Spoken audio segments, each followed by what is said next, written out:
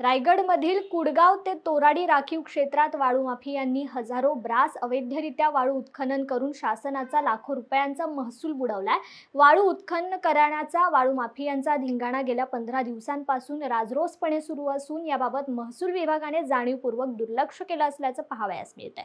काही व्यावसायिकांनी बाणकोट खाडीतील गटामध्ये कॅनॉल साफ करण्याचा परवाना असताना हे वाळू व्यावसायिक राजरोसपणे राखीव हातपाटी गटामध्ये हजारो ब्रास वाळू ड्रेजरद्वारे काढत आहेत।